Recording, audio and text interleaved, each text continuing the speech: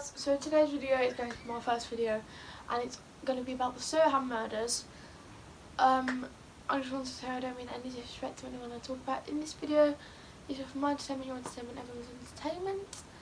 And if I do look down, it's because all my information sheets are here and I do need to read off them still because I just need to. Okay, let's get on with it. So, we have a girl called Jessica Chapman from the Chapman family, and we have a girl called Holly Wells from the Wells family. Holly was born on the 4th of October 1991, whereas Jessica, her best friend, was born on the 1st September 1991, which made them both 10 at the time of their disappearance / murder / abduction.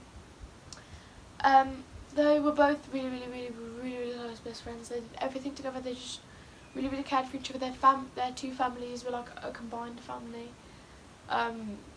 Yeah, they just had an unbreakable bond. It was just a really nice time for them.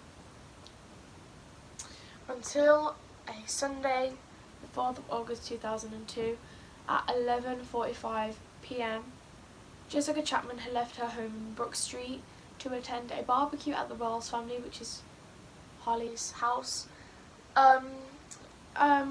And prior to leaving her house, she told her mother and her father that she was going to give Holly a necklace that had the letter H engraved in it that she'd recently brought from a recent holiday to Menorca, which is really cool. The two girls stayed home, well, at Holly's house, and played with a girl named Natalie Parr. Natalie Parr was also a good friend of theirs, and they all played computer games and listened to music for approximately half an hour before Natalie Parr eventually went home. By 3:15 PM, both of the girls had changed into Manchester United football team shirts. One of which belonged to Holly and one of which belonged to her brother, Oliver. At 5:04, a photograph was taken of the two girls, which I will insert here, by Holly's mother. That was taken before the girls sat down and ate dinner with the other house guests. And then they both went up to Holly's bedroom again and were playing whatever they were doing at approximately 6:10. At approximately 6:15, the two girls left the residence without informing anyone. So they left the house without telling absolutely anybody. They just went, and they went to buy some sweets from the local sports centre, which wasn't very far. And they happened to walk past Ian Huntley's house, and Ian, later on in the story, or the case, whatever, he had said in an interview that one of the girls had a nosebleed. I couldn't find who. He didn't say in the interview neither. He just told us that one of the girls had a nosebleed. And he also said that Maxine was his girlfriend, Maxine Carr, his girlfriend, was with him at the time of the murder, or abduction, whatever you want to call it, or the disappearance.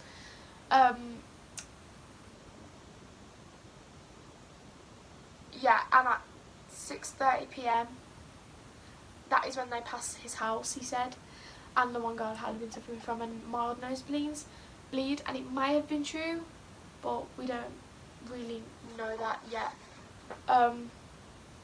At 8:30 PM, Holly's parents realised that they haven't heard or seen the girls in a while, so they went up to Holly's bedroom to check on them, if they were just doing okay, if they needed anything, and they didn't need anything because they weren't there.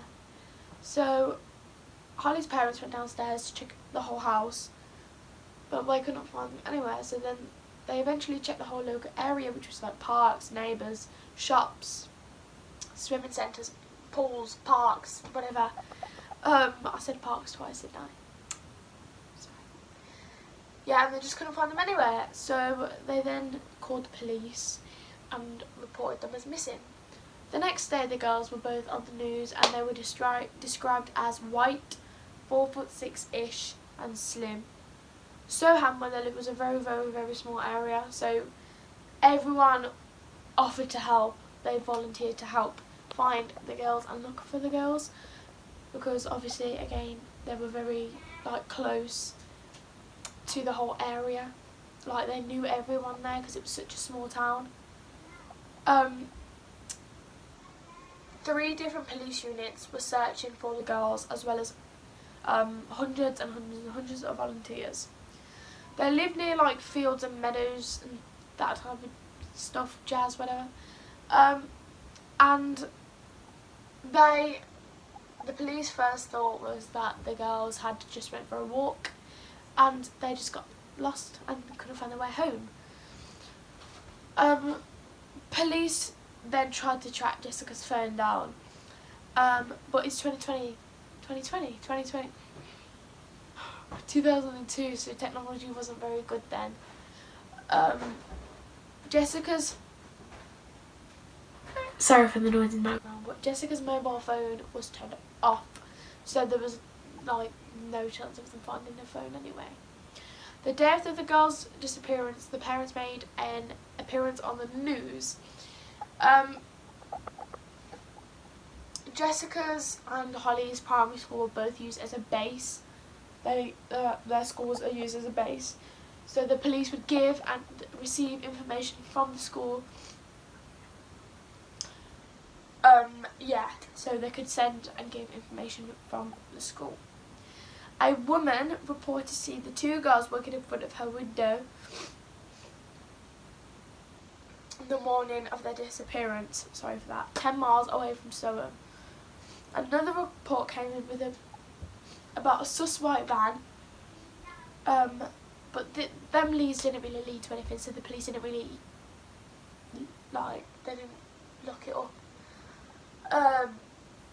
5 days after the disappearance, a local sports centre that they had gone to fetch some sweets had looked at their security cameras and actually saw that the girls had visited there the day of their disappearance. Police immediately thought that maybe they were meeting up with someone from where they met online. So yeah, but that was soon ruled out. A taxi driver reported seeing a green car and a man struggling with 2 children and driving erratically in Soham of the evening of the disappearance. He said that the green car had driven into an estate into a town called Newmarket. The police believed this was a very big lead because obviously he quoted he struggled with 2 young children, which was obviously very, very suspicious for the police because it was young children, like Holly and Jessica were. So they made it public. They made that public that maybe the green car had took the girls. So they put it online about the green car, just to look out for it. And a man walking his dog alerted the police about 2 mounds of earth. So like if you dig a grave or something like that and then you get the leftover soil that you threw, like that, if you get what I mean. All the soil has like built up and it's like a grave type thing. The police immediately thought that the girls maybe were under there, so they checked them out, and luckily they weren't. They weren't under there, but it was obviously sad that they weren't there because they couldn't find them. So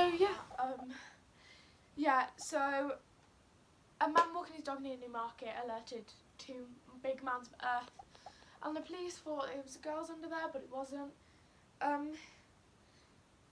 And police from other areas around Soham, sorry if I said that wrong by the way, police around Soham that weren't in Soham, if you get what I mean, from other areas of the area,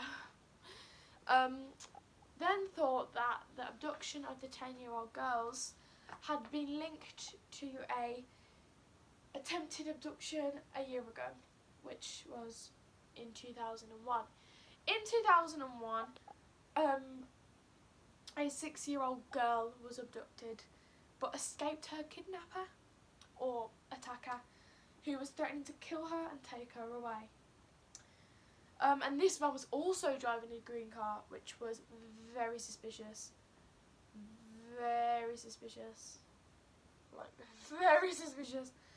And he was never caught, which was very kind of suspicious to the police. Like, it did bring a suspicion to the police's department things. The man was also believed to have been following a 12-year-old girl all the way home from school in a green car. But these two men, well, even if it was the same man, they didn't identify the man as the same man who tried to abduct the 6-year-old girl with the 12-year-old girl following home. It wasn't identified that it was the same man. It could have been just the same car but different men. But again, we don't know that. But it's kind of weird how a 6-year-old girl had been abducted but escaped in a green car, and then a 12-year-old girl being followed by a green car. It's kind of weird. And 11 days after the disappearance, Sky News did a segment where they traced Jessica's and Holly's steps that day. They interviewed the last kind of possible people to have definitely seen the girls, and it was Ian Huntley and Maxine Carr. Ian Huntley was a caretaker at their local secondary school, so not Holly's and Jessica's school, but whereas his girlfriend, Maxine Carr, did work at Holly's and Jessica's school, primary school, as their teacher even.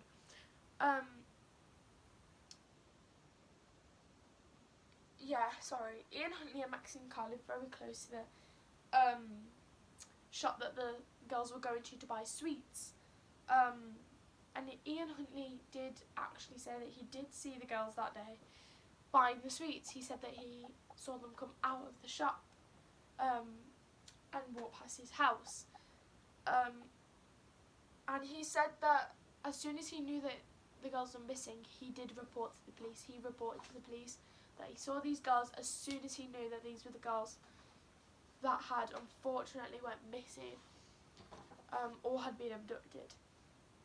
He told police that he saw the girls at 6:15 p.m. leave the shop that day. He quoted, "I stood on my front doorstep grooming my dog down as she had run away and come back a bit of a mess." That was the kind of like definite last sighting of the girls before they supposedly left and went home. Maxine Carr also gave an interview which brought suspicion to one of the interviewers because he noticed that she was talking about the girls in the past tense, which meant she knew that they had died or been murdered. How would she have known that if she had only just found out they'd been abducted? And how would she know that if she did, like, if anybody, like, nobody knew that they had been murdered or whatever? At the time they didn't know, actually. At the time they didn't know, so how would she know that they've been murdered? It was very suspicious to the police. So yeah, it was very, very suspicious to the police about what Maxine had said in the interview. So they soon realised, the police and the interviewers, that maybe Maxine was hiding something about this case. That she knew a little bit more than she was letting on. So her and her boyfriend, Ian Huntley and Maxine Carr, seemed as though they were obsessed with cases like this, especially this one. They were so involved in it that they just seemed weird about it and sus, because Ian Huntley always wanted to be at the front of the queues to know what's happening and that, if there even was a queue or whatever. Yeah, he'd always want to be interviewed about it. He'd always want to search for the missing people. It wasn't very weird. Wait, what? I'll edit that out. It was very weird to police. Everyone found them both suspicious. The time that he had spoken to the girls was the only time he'd ever spoken to the girls. So yeah. So 12 days after the girls' disappearance, Ian Huntley and Maxine Carr were sent to 2 different police stations to both be questioned by different police and at different stations so they couldn't lie or give a false alibi or whatever. They both said in the questioning that they were both home with each other that night, having a normal couple's night at the house and just doing what normal couples would do, just sit there and watch TV or whatever. But we later found out that Maxine had not only been questioned by the police, but she had also been questioned by someone on the phone.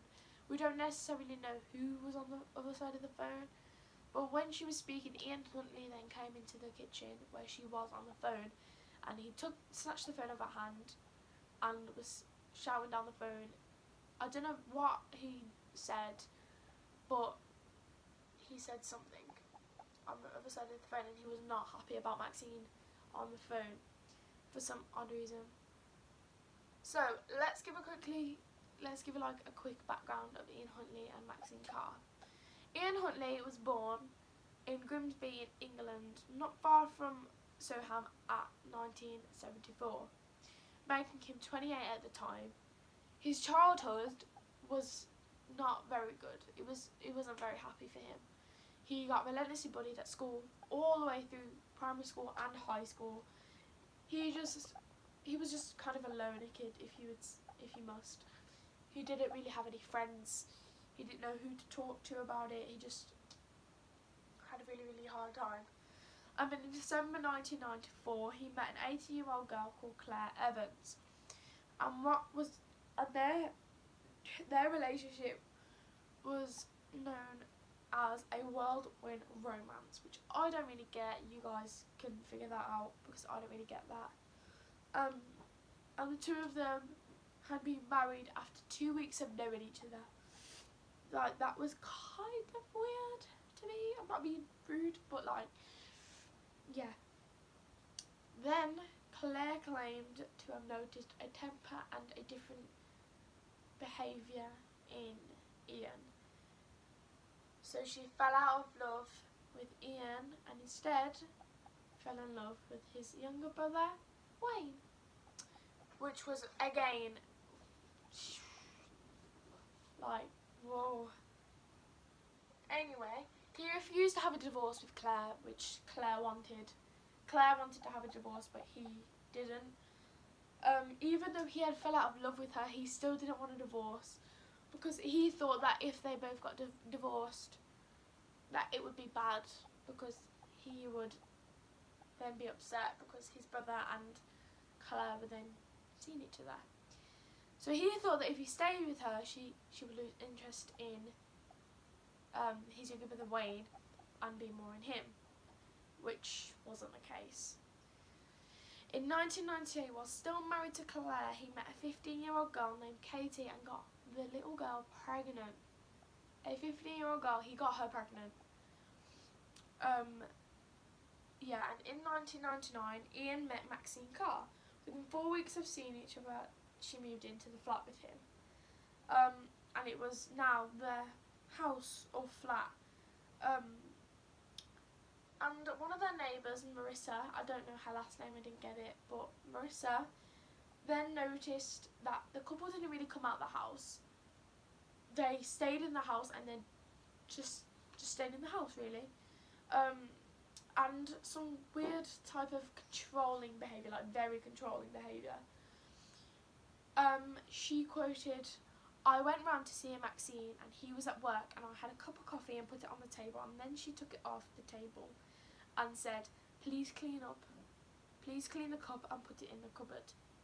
And she told me that she doesn't like anyone, that Ian doesn't like anyone in the house." Which was obviously weird. I'm sorry I messed up saying that. But yeah, his controlling behaviour became violent behaviour, so he was hitting her. He didn't care if it hurt her, he just hit her. He just didn't care.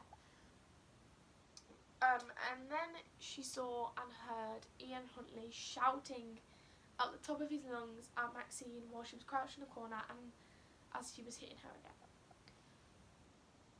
and calling her names. She claimed to have heard him saying, "You will do what I tell you or I'll kill you," which was very, very over the top. So yeah, and in 2001 the couple moved again to Soham because, again, I missed this part out because I don't want to put it in the video, but you can go search that up online.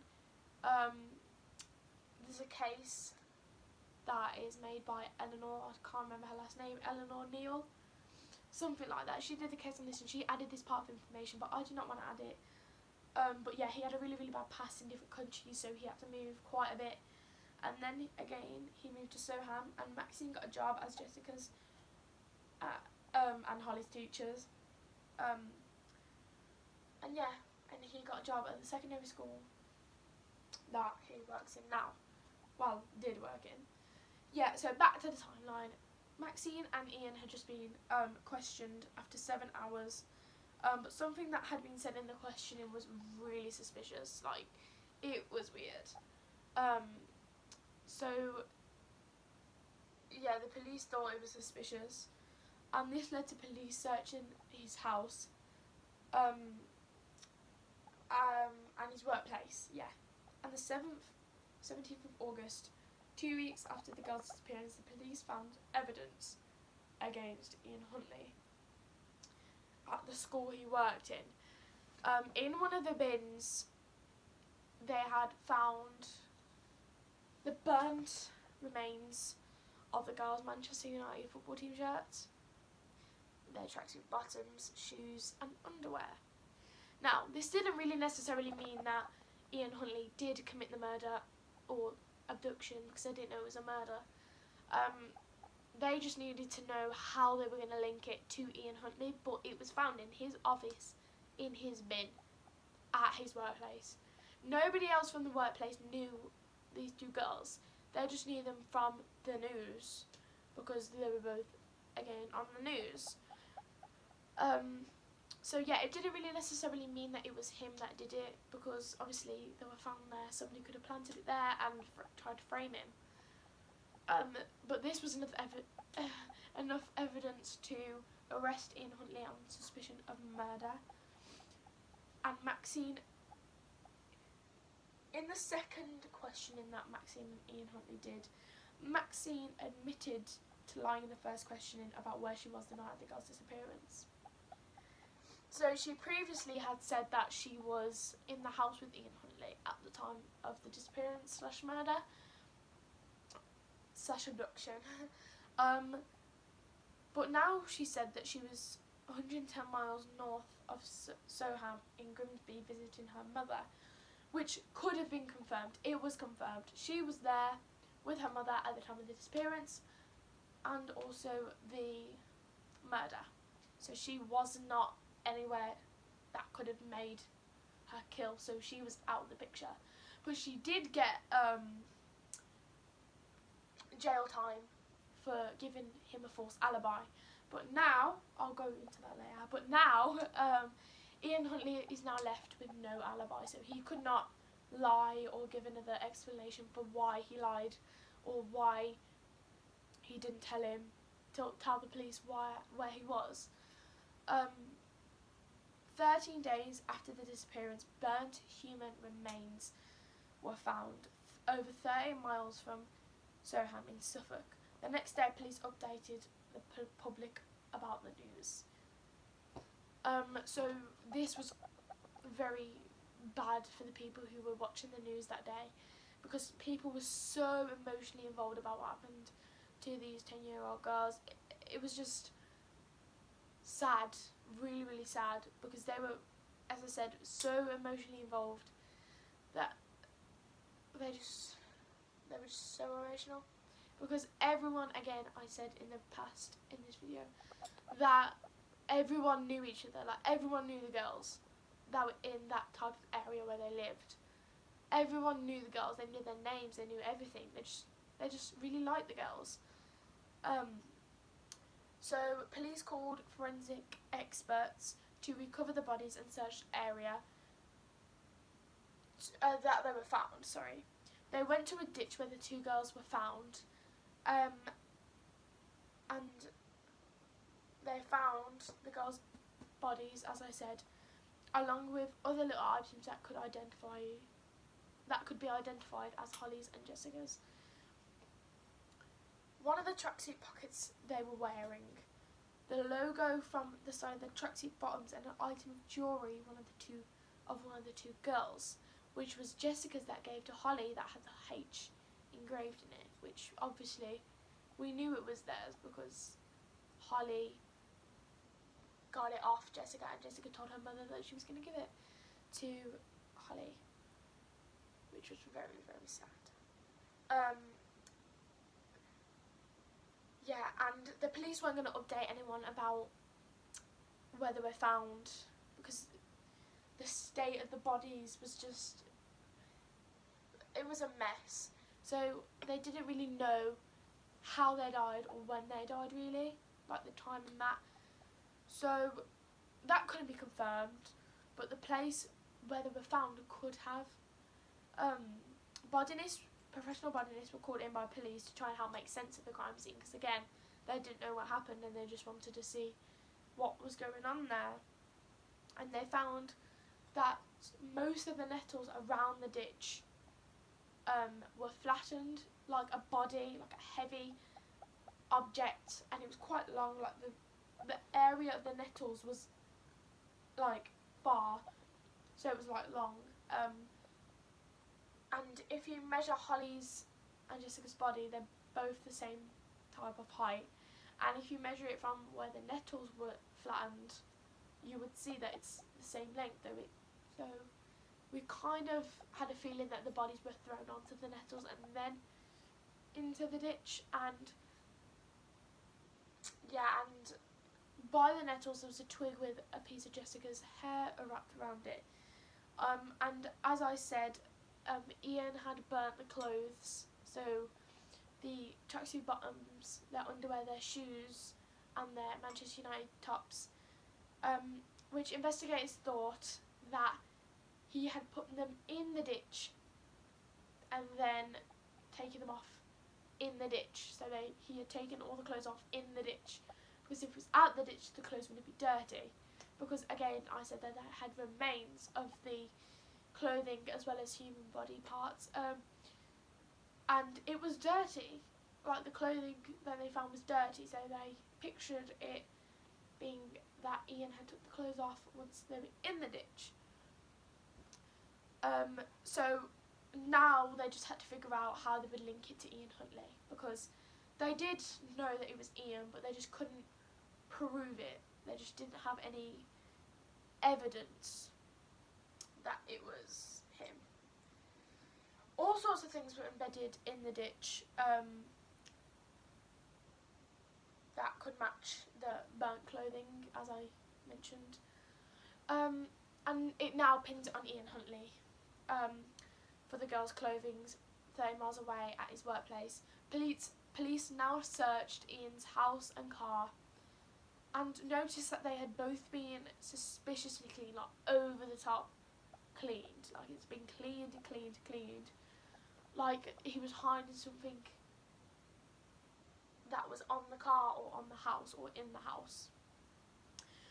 So if you don't know, a vacuum, if you vacuum up fibres that go in, some fibres will come out. So it'll leave little particles of things that you vacuumed up on the floor where you vacuumed. And the police then found chemicals that matched the burnt clothing of Jessica and Holly upstairs, downstairs, and in the bathroom.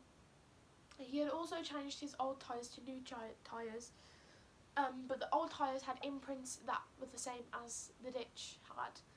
So yeah, in 2003, Ian was charged as guilty of his murder charges.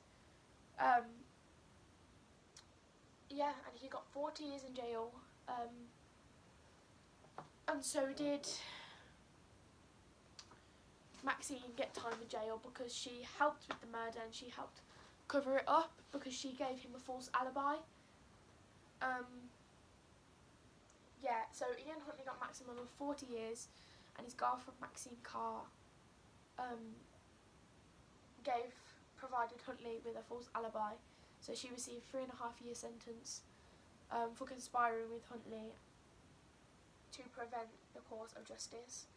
The efforts made to locate Wells and Chapman in the 13 days of their disappearance had been described as one of the most intense and extensive British criminal history possible. So that's all I've got in this case. If you want more, you can go to other videos, because there is quite a few bits I've missed out because of, obviously, I'm young and I can't add the stuff in. But yeah, there is some bits that I've missed out for, like, good reasons.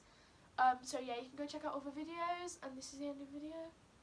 So subscribe, and yeah.